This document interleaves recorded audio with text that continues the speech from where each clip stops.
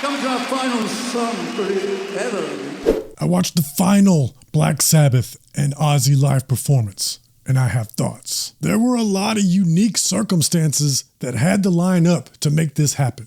Today, I'm going to go over those circumstances and marvel at and contextualize the history we just witnessed. Join me for episode 226 of Heavy Metal Philosophy. Welcome, metalheads. I'm the host of Heavy Metal Philosophy and writer for Metal Digest, Jon Barbas. Make sure you stick around to the end of the episode for this week's Riff of the Week. Now, first up, let me set some expectations. This was a long event. I don't plan to go over every band's performance and give my thoughts on each and every song. I sat from 10 a.m. Eastern until 8 p.m. Eastern. 10 hours of celebrating the most important band in metal. I haven't sat down and done nothing for that long in ages. The only thing I can think of is a flight to Europe. So yeah, the podcast would be long and meandering, and I want to quickly get to the philosophy and the meaning behind the final Black Sabbath performance. So I'm going to go over the non-Ozzy bands as quickly as I can. I'm only going to mention the standout moments, both good and bad, so that we can talk about Black Sabbath. So let's get started. The first band up was Mastodon. Now that is one hell of a curtain jerker. Now it's pretty insane to think of Mastodon as an opening band, but with a few exceptions, the event really only got bigger from there. And each band did at least one cover of either Black Sabbath or Ozzy's solo career. And for this set, Mastodon chose Supernaut. That was a great choice for Mastodon's sound. Unfortunately, on the first verse, at least on the stream, Braun's mic wasn't on, but they still killed it. And then at one point during the song, Eloy Casagrande, Dana Carey, and Mario Duplanter joined the band on stage for this big drum circle thing. That's a hell of a lot of drum talent on one stage at the same time. And I thought to myself, if this is how the show is starting, we are in for a special day. Now, I said the event got bigger as it went along, but one exception I would say is Rival Sons following Mastodon. Now, don't get me wrong. Let me be perfectly clear. I love Rival Sons. I think they're one of the few great new rock and roll bands. I'm just saying, they aren't bigger than Mastodon. Maybe the organizers wanted to start the show with a bang. Anyway, like I said, I don't want to detail every band that played because there were so many.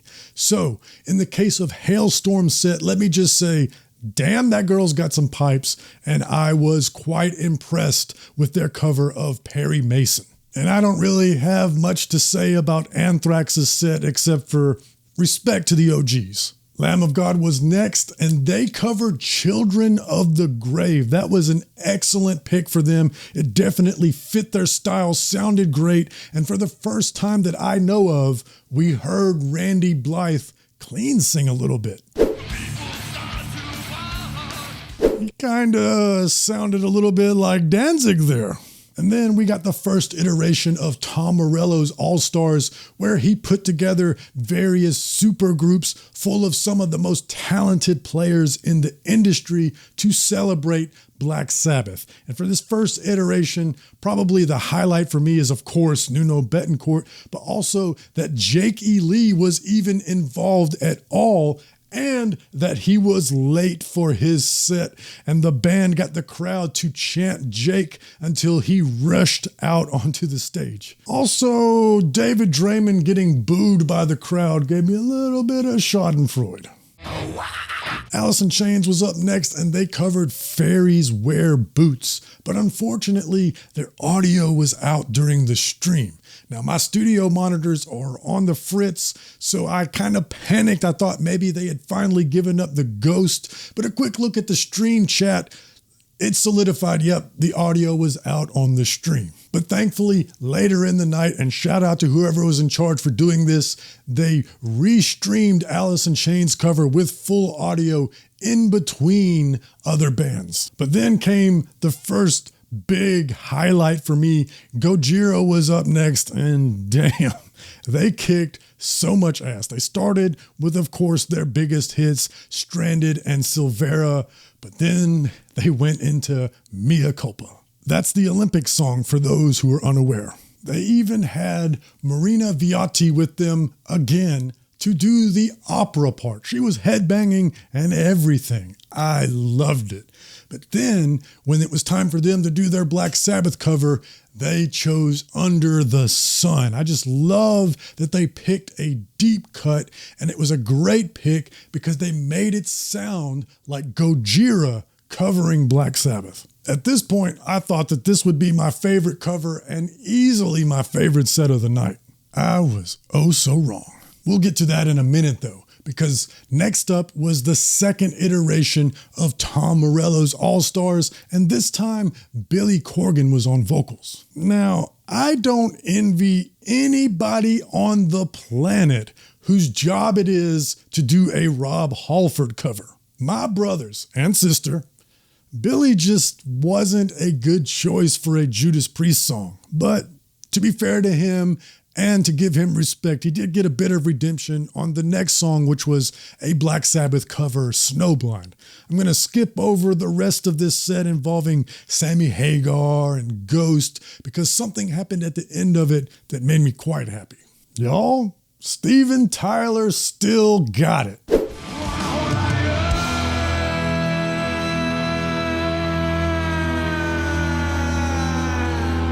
Aerosmith was on their farewell tour just a couple of years ago, but unfortunately Steven Tyler injured his larynx and they had to cancel the rest of the tour. The band put out a statement saying that this was the type of injury that Steven would be unable to recover from, which meant that Aerosmith was officially done. Well, Steven Tyler must have went to Dr. House because damn, he sounded great. I was a little disappointed that we didn't get a Black Sabbath or Ozzy cover from Steven. I think he was the only artist that didn't. But that's okay because Pantera was next, and I was sitting next to my wife and I told her, I know what cover they're going to do. They're going to do Planet Caravan. And of course, they did, but they also did Electric Funeral. That was unexpected and awesome. I mean, of course, Zakk Wylde is going to absolutely kill it on any Black Sabbath song, but Phil's voice was perfect for this cover. It sounded powerful. Also, shout out to Jason Momoa for getting off the stage, jumping over the rail, and joining the audience in the pit for this set. Respect. All right, next up is one of my favorite bands of all time. But I gotta make it quick because one of these guys, I absolutely must get into the pit with all you motherfuckers, so please, leave some space for me, I'm coming in. Hey, please welcome Pantera! I gotta say, it made me chuckle out loud to see that audience struggling to hold his big Samoan ass up as he was crowd surfing back to his place after the set was over. Now, do y'all remember when I said earlier that I thought Gojira was going to have my favorite cover of the night? Tool absolutely blew me away. And let me preface this by saying I'm not one of those middle-aged Tool super fanboys. Bro, they wrote Lateralis, bro. It's based on the Fibonacci sequence, bro. They're geniuses, bro. Listen, I respect Tool, and Baby Barbas was a big fan of them in middle school in the 90s. I'm just saying, I kind of got over them a little bit over the last two records, which is what, like 75 years of time? But their set for Back to the Beginning was magnificent. It was powerful. It was atmospheric. They crushed it. And their cover of Hand of Doom perfectly suited their style. And then they transitioned from Hand of Doom into Enema, which, yeah, it was brilliant. But then Slayer went up. And y'all, Slayer has still got it. If their Black Sabbath cover hadn't have been so bad, I would say that their set was the best of the night. As it stands right now, I got to give it to Tool because their set was awesome from the opening note to the end. Slayer's Black Sabbath cover, not so great, but the actual Slayer songs crushed it. Definitely one of the best sets of the entire day of the non-Ozzy bands. And Tom looked absolutely tickled pink to be there. He looked like he was having so much fun. He nailed the intro scream to Angel of Death. I would not be surprised to see a Slayer reunion tour after this one. But as great as that was, boy, the next band, easily the worst of the evening. Guns N' Roses was difficult to sit through, which sucks because they did the most Black Sabbath covers of any of the bands with 3. The band, they sounded good. They were tight, and the guitar sound was probably the smoothest of the evening. But man, Axl's voice just wasn't right. When Axl would really belt, brief glimpses of his old self were there. But they were momentary. And it gives me no pleasure to say this. I don't want to get on here and take a big dump on these legends worthy of respect. But honestly, that was difficult to sit through. I'm always stoked to see Metallica, but I was really glad to see Metallica after that. For Metallica's Black Sabbath covers, they went with some deep cuts. They did Hole in the Sky and Johnny Blade. Now, honestly, I think that maybe Hole in the Sky was a little bit outside of James's range, but Johnny Blade was novel and fun. I was pretty surprised that they didn't do Sabra Cadabra, considering they've already done it in the past and crushed it, but maybe they wanted to surprise us. But finally, after like 9 hours, it was time for the man of the hour. Most of the articles leading up to the event quoted Tony Iommi as saying that Ozzy was going to do 4 songs, which he did. He did 4 songs with Black Sabbath, but before that, he did 5 songs from his solo career for a total of 9 songs. I was impressed and stoked. Ozzy's voice sounded fantastic. It totally betrayed the images on screen of his body being imprisoned in that throne.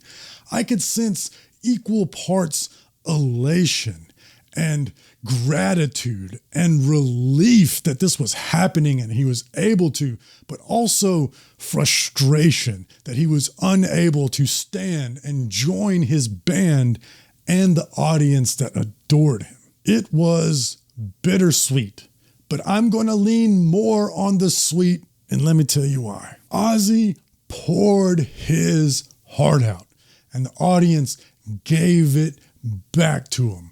One of the genuine moments of respect in his legendary career. And he told the audience that he had been laid up for 6 years and that they had no idea how this made him feel. And then they started up Mama, I'm Coming Home, and it was just picture after image of people in the audience openly weeping. I don't know what to say, man. I've been laid up for like fucking 6 years. And it's so, you've got no idea how I feel.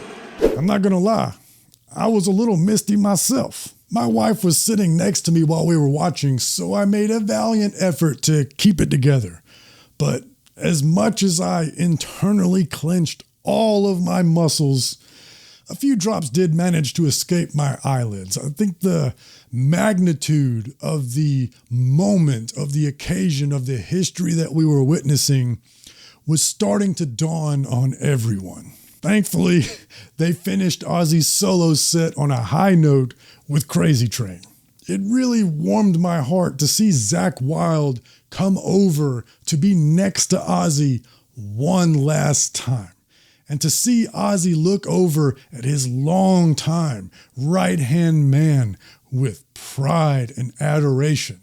But as legendary as this duo are, they look like a garage band in comparison to the main event, Black Sabbath. All four original members, the first heavy metal band, took the stage one last time. The lights went dark. A single bell chimed in rhythm. A light mist engulfed the stage. Air raid sirens began their klaxon call. The red lights flooded the arena, and a single fist was visible in the gloom. That fist, held defiantly in the air, grasped tightly onto a drumstick. This opening moment belonged to Bill fucking Ward. With his body racked in pain from neuropathy, he led the band into their final set. Overcoming age, personal tragedy, personal differences, injuries, diseases, and time itself, Black Sabbath played with tightness, enthusiasm, and power. That's fucking heavy metal. In case people aren't aware of how historically significant this was, let me point something out. I want you to think about rock and roll as an art form, the blues as an art form. These are genres of music that to most people alive have always existed. They started well before our time. When I think about Buddy Holly or the Beatles or Elvis, to me, these are like names in a history book. They died well before my time. Their contributions to society are facts on a page, similar to George Washington Carver or Martin Luther. I'm aware of their impact on humanity, but I just don't feel any personal connection to them. There has never been heavy metal without Black Sabbath. They were alive when proto-metal bands like Blue Oyster Cult and Deep Purple and Led Zeppelin were first starting to make rock and roll a little bit heavier. And they became the first tried and true heavy metal band. And we are about to enter into an era where they no longer participate in the art form. 55 years is how long we've had heavy metal.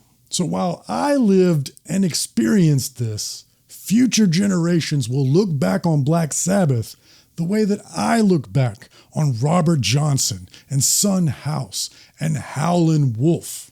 So while I'm sad to see it come to the end, I'm also grateful and awestruck that these four men are going to be some of the few humans to ever become immortal. And the importance of this moment happening seems nigh impossible when I think about the circumstances. Think about all the greatest bands. How many of them still have all of their original members still alive, and they get along enough to have a proper and celebrated send-off like this? Metallica can't do it. Led Zeppelin can't do it. Queen can't do it. The Beatles can't do it. The odds of this being possible is astronomical. Time comes for us all. And I think that the final lyrics that Ozzy ever sang on stage are a gift to us all. And so, as you hear these words telling you of my state, I tell you to enjoy life. I wish I could, but it's too late.